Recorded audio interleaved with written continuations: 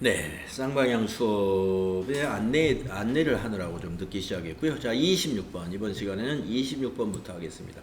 9월 26일 날 신입사원의 실무능력 향상을 위한 외부 유탁교육을 실시하고 교육비 30만 원을 현금으로 지급했습니다. 그랬거든요.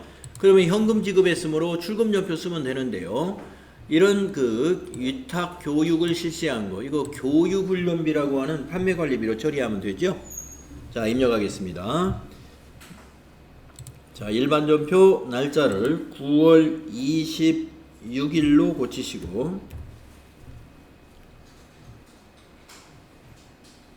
출금전표 1번 교육훈련비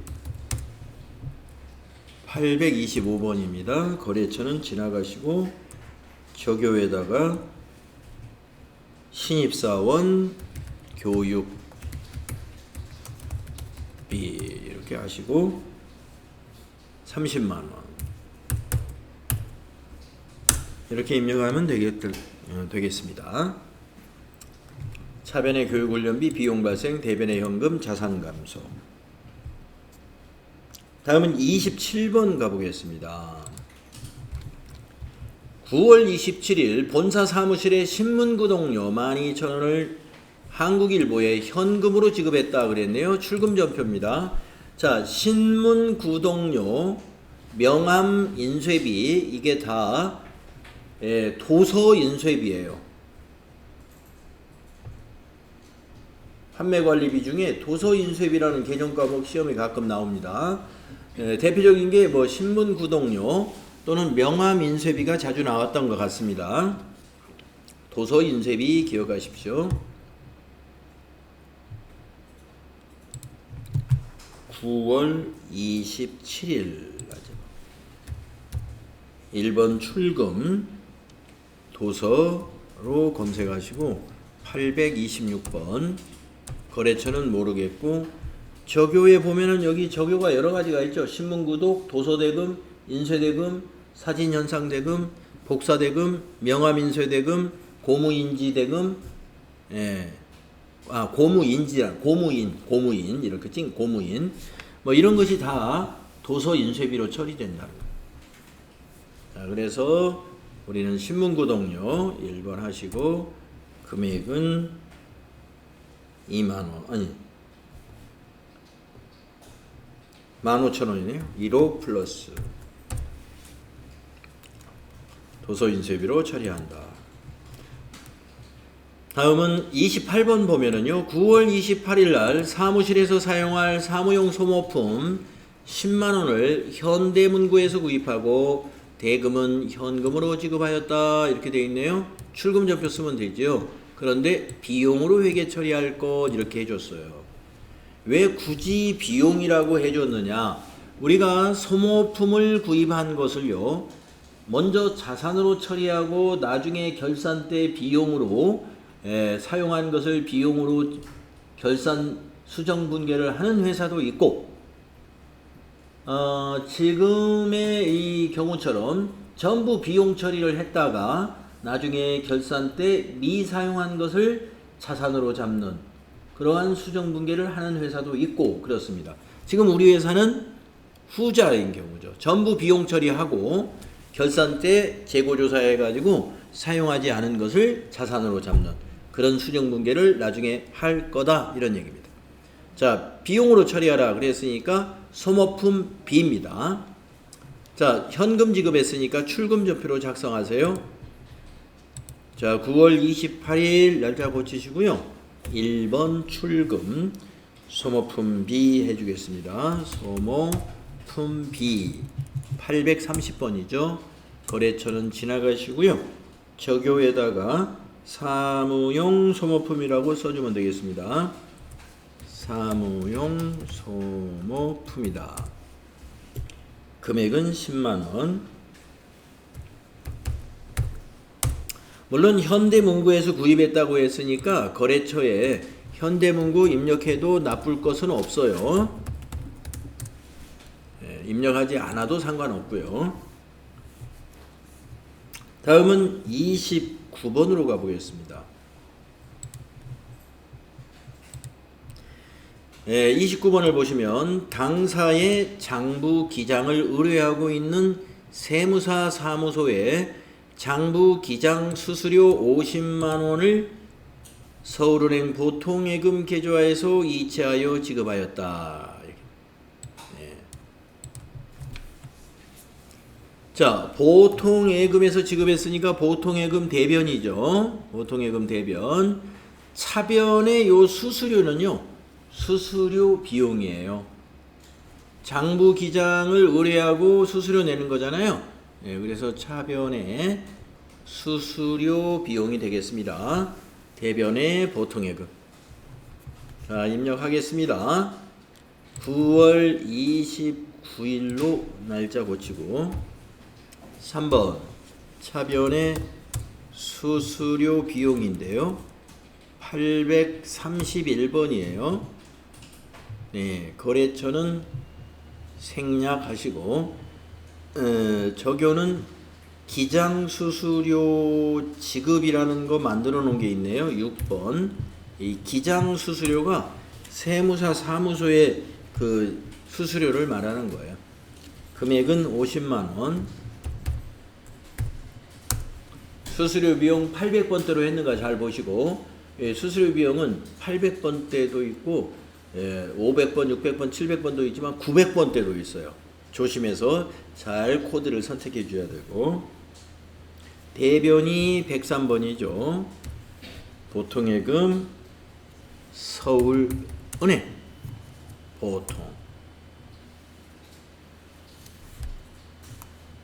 서울은행 보통 적요는 엔터 금액은 50만 원. 이렇게 하시면 되겠습니다. 차변의 수수료 비용 800번대, 대변의 보통예금 서울은행 50만 원.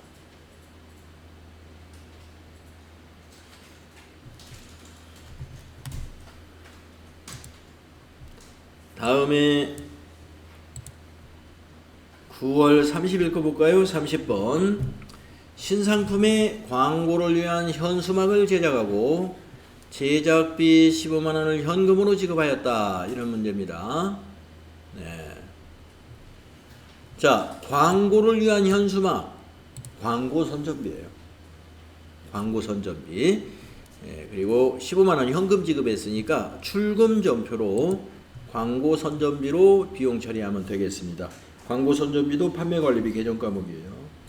자, 9월 30일로 날짜 고치시고 1번 출금 광고 선전비 833입니다.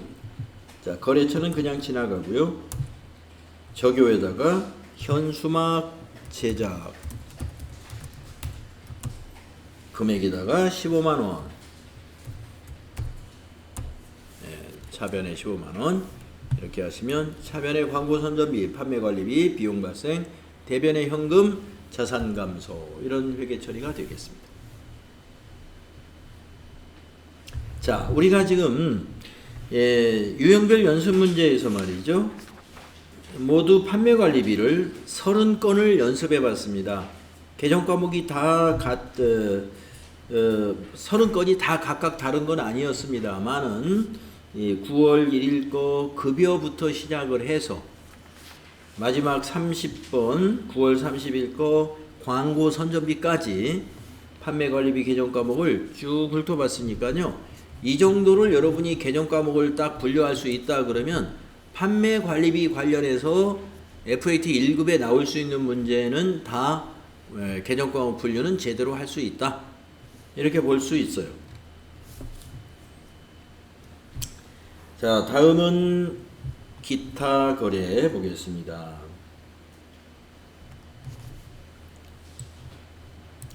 자, 기타 거래는 이제 판매관리비 거래보다는 조금 복잡한 그런 거래들이니까요. 한번 보도록 할까요? 10월 1일입니다. 10월 달로 넘어갔어요.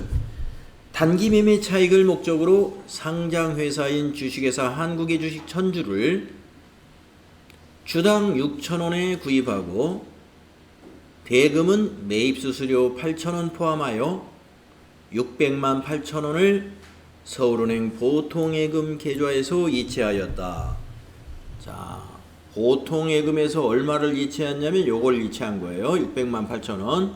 그러니까 보통 예금 대변에 600만 8천 원 회계 처리를 하고 차변에 올 것을 한번 생각해 봅시다. 단기 매매 차익을 목적으로 주식을 산 거예요. 여러분 여기 당좌자산 공부할 때 당좌자산은 아니지만 우리가 당좌자산 안에 포함이 되죠. 단기 매매 차익을 목적으로 한 주식. 이게 개정 과목이 뭐냐면요. 단기 매매 증권이에요. 단기 매매 증권.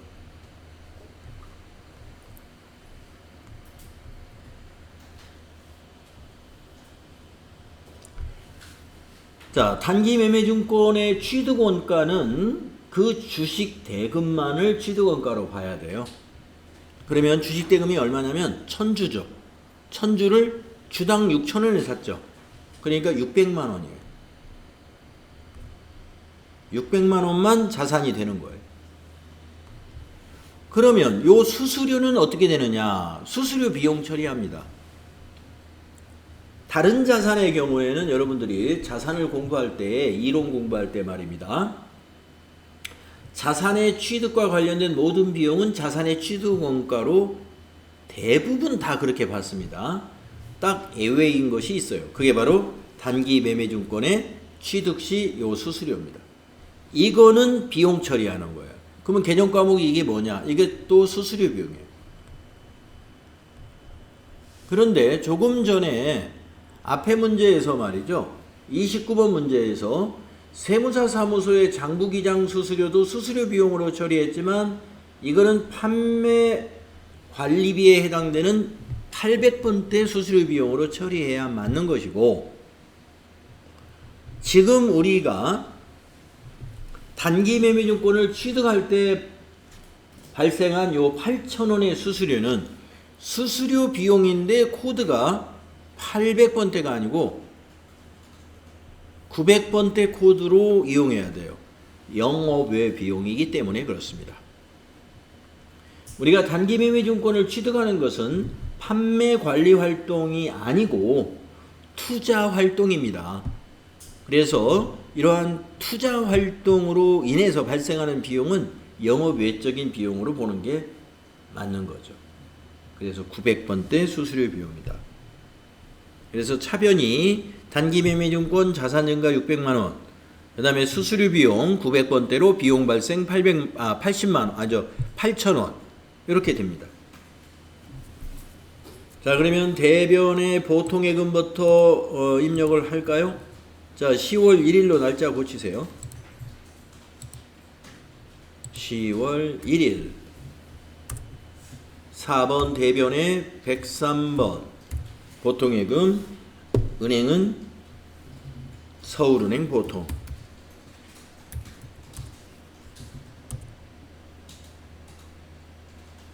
저교에다가는요, 안 써도 시험 볼 때는 이렇게 자세히 적지 마세요. 자, 그런데 우리가 업무를 한다 그러면 이렇게 쓰는 게 좋아요.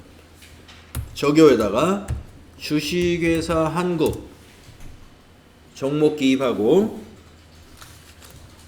1000주 곱하기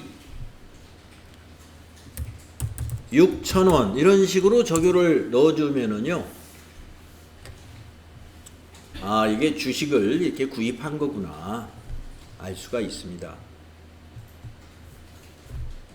그리고 금액은 600만 원. 네, 그 다음에 차변이 단기 매매증권이죠. 단기 매매증권 107번입니다. 자, 거래처 그냥 지나가시고 저 위에 있는 저교, 우리가 보통예금 대변에 냈던 저교하고 똑같이 넣어주면 돼요. 네, 주식회사 한국 1000주 6,000원. 아, 대변에 아까 보통예금 600만 원이 아니지. 예, 6008000 600만 8천원이죠. 여기 대변 금액 600만 8천원으로 수정하셔야 되겠습니다. 그리고 차변의 단기 매매 증권이 600만 원.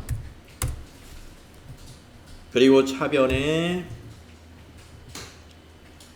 수수료 비용 코드가 945예요. 거래처는 그냥 지나가시고요. 적요는 적요는 주식 매입 수수료라고 써주면 돼요. 주식 매입 수수료 금액은 8,000원 이렇게 넣어요.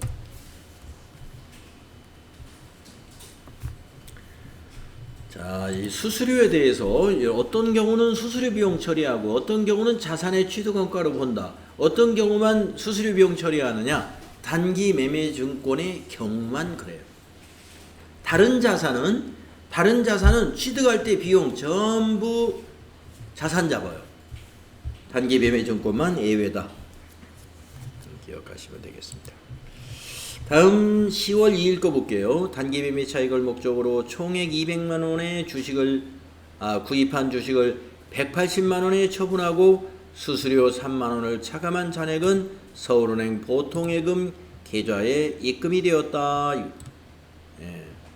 자, 보통예금이 얼마가 입금이 되었느냐 하면은요. 180에 처분했는데 3만 원이 빠졌으니까 차변의 보통예금은 177만 원 잡아야 되겠죠.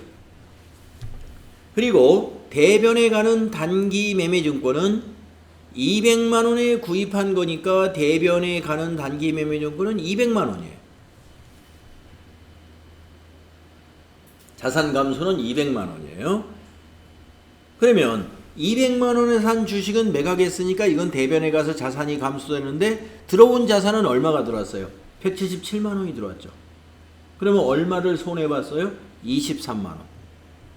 요 23만 원은 우리가 단기 매매증권 처분 손실.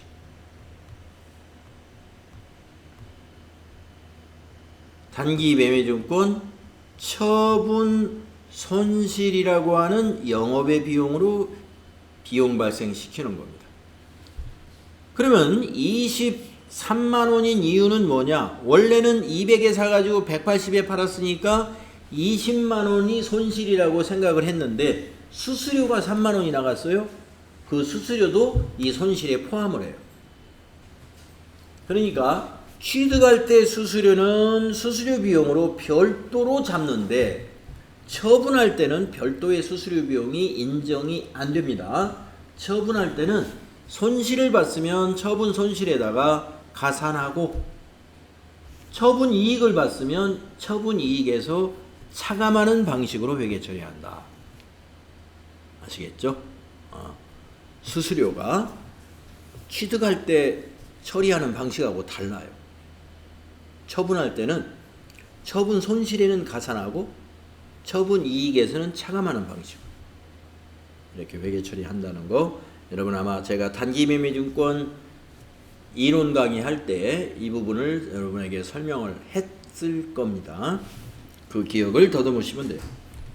자, 10월 2일 거 입력하겠습니다. 날짜를 10월 2일로 입력하시고 대변에 먼저 입력할까요? 대변에 107번 단기 매매 증권 거래처 생략 적요에다가는 유가증권 매각 6번 적요 쓰면 되겠네요. 유가증권 매각 주식도 유가증권 중에 하나예요. 자, 금액은 200만 원짜리죠. 200만 원. 차변. 자, 차변에 보통예금이 들어왔죠. 103번 보통예금. 은행은 서울은행이에요. 서울은행 보통.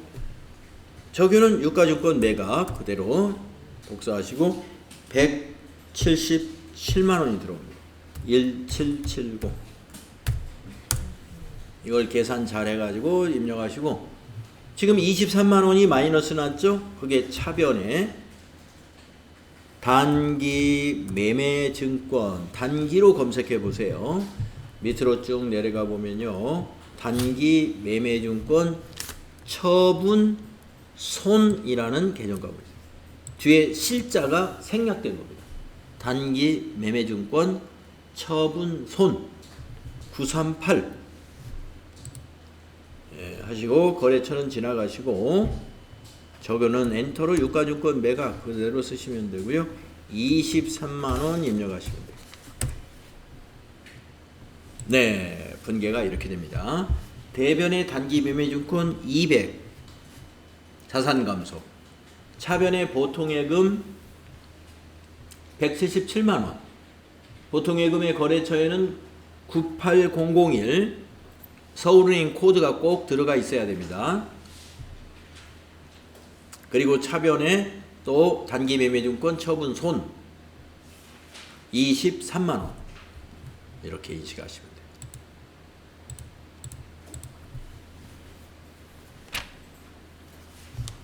자, 3번으로 넘어가 보겠습니다. 10월 3일 단기간의 매매 차익을 목적으로 총액 100만원에 구입한 주식을 130만원에 처분하고 매매 수수료 2만원을 차감한 잔액은 서울은행 보통예금 계좌로 입금되었다. 네, 앞에 문제하고 똑같은 문제입니다. 다만 앞에 거는 손해보고 팔았고 이번 거는 수익을 보고 팔았어요.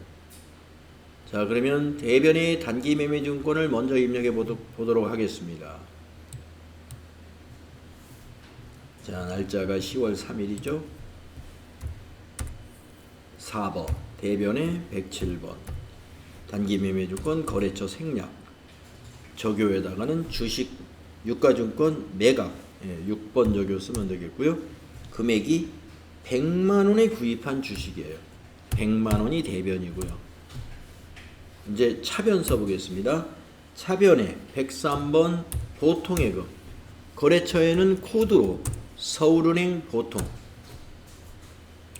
적요는 유가증권 매각 그대로 쓰시고 얼마가 들어왔느냐 이거 2만원 130에서 2만원 차감하면은 128만원 128만원이 보통예금으로 증가합니다. 그러면 대변에 가야 될 28만원이 뭐예요? 단기 매매증권 처분 손이 아니라 이번에는 처분 이익입니다. 906번입니다. 단기 매매증권 처분 이익 906번 단기 매매증권 처분 이익. 자, 거래처 생략하시고 적요는 유가증권 매각 적요 그대로 쓰면 되겠습니다. 대변에 28만원인가요? 28만원 입력하시면 돼요.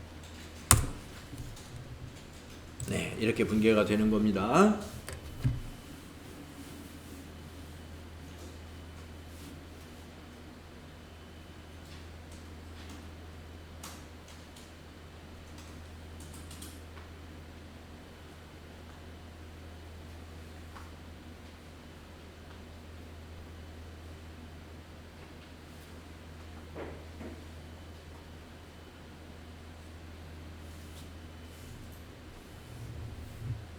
다음은 10월 4일입니다. 10월 4일 4번 주식회사 맘모스에서 상품 200만원을 구입하기로 계약하고 계약금 10%는 현금으로 지급하였다. 네, 이런 거래죠. 자, 이 거래는 계약금을 현금으로 지급한 거래입니다. 그러면 출금전표가 되는데요. 여러분, 계약금을 지급했다. 지급. 그러면 계정과목이 뭐였죠?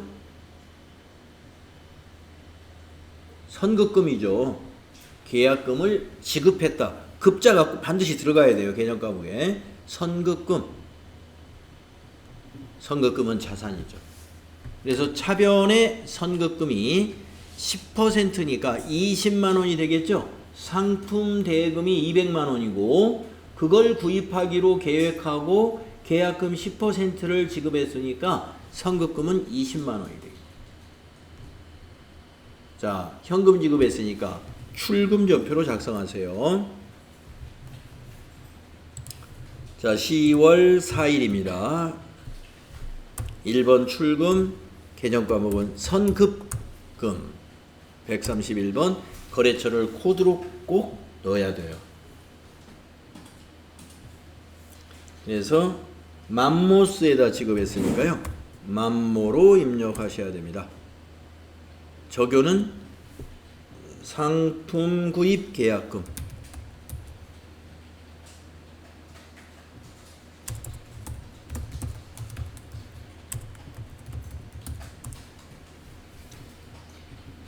$200,000 이렇게 되겠고, 다음 5번으로 가보겠습니다. 10월 5일 경기상사에서 상품 500만 원을 판매하기로 계약하고 계약금 10%를 현금으로 받았다. 네.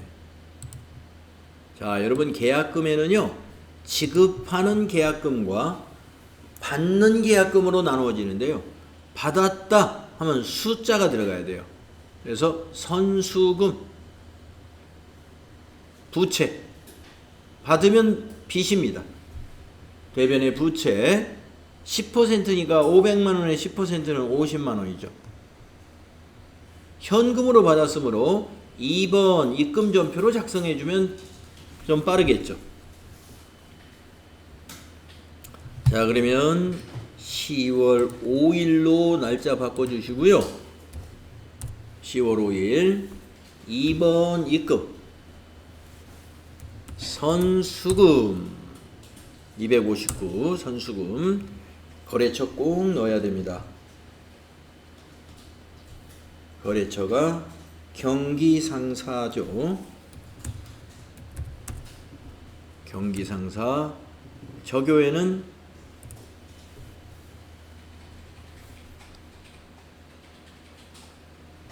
상품 판매 계약금이죠. 상품 판매 계약금 금액은 50만 원 되겠습니다. 자, 그래서 계약금 받으면 선수금, 계약금 지급한 것은 선급금. 네, 계정 과목 잘 구분하셔야 돼요. 이 두 개를 헷갈려 가지고 반대로 가끔 그 회계 처리하는 경우가 있는데 그건 완전히 틀린 거니까. 예. 선수금은 부채입니다. 그래서 차변의 현금은 자산 증가, 대변의 선수금 부채 증가인 거래죠.